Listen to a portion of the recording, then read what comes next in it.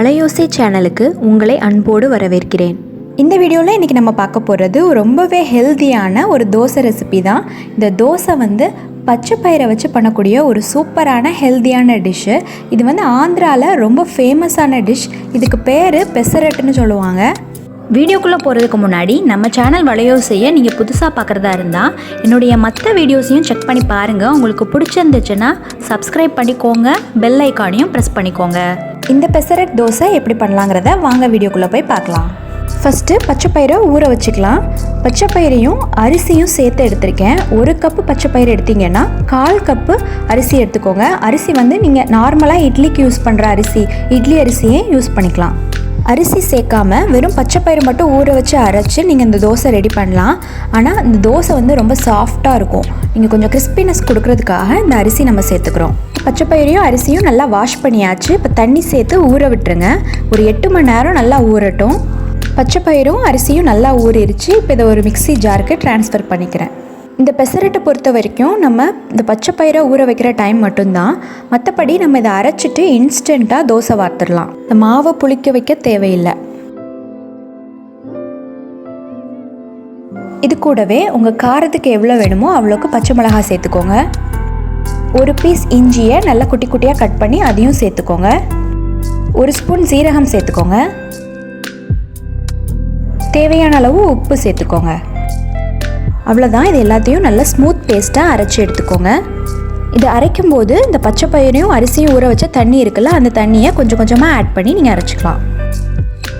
பாருங்கள், இப்போ நல்லா அரைச்சி எடுத்தாச்சு. இப்போ நம்மளுடைய பெசரட் தோசை பேட்டர் ரெடியாக இருக்குது. இப்போ நம்ம தோசைக்கல்லை ஹீட் பண்ணிவிட்டு தோசை வார்த்துடலாம்.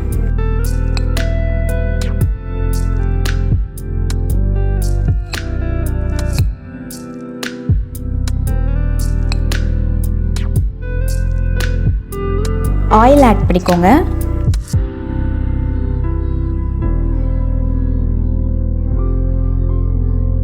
இப்போ ஒரு சைடு நல்லா வெந்துருச்சு. இப்போ அடுத்த சைடு திருப்பி போட்டுக்கிறேன். இது நார்மல் பெசரட் தோசை.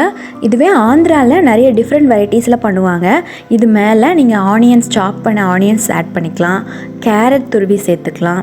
இட்லி பொடி இருக்குல்ல, அந்த பொடியை கூட மேலே தூவிக்கலாம்.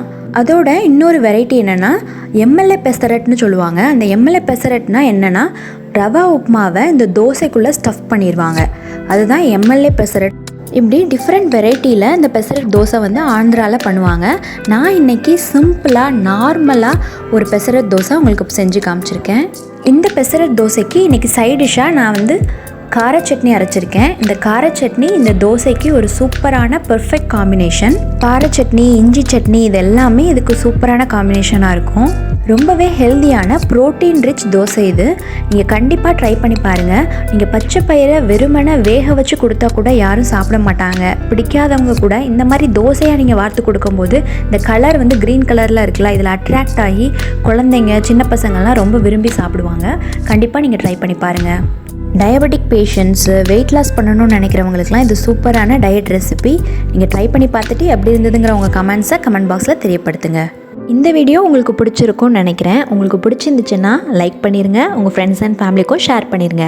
தொடர்ந்து நம்ம சேனல் வலையோசையில் வர வீடியோஸ் எல்லாத்தையும் நீங்கள் மிஸ் பண்ணாமல் பார்க்கணுன்னா நம்ம சேனல் வலையோசையை சப்ஸ்கிரைப் பண்ணிக்கோங்க. பக்கத்தில் இருக்க பெல் ஐக்கானை ப்ரெஸ் பண்ணி ஆல்ங்கிற ஆப்ஷனை செட் பண்ணிக்கோங்க. அப்போ தான் நான் போடுற வீடியோஸ் எல்லாமே உங்களுக்கு நோட்டிஃபிகேஷனில் தவறாமல் வரும். நன்றி.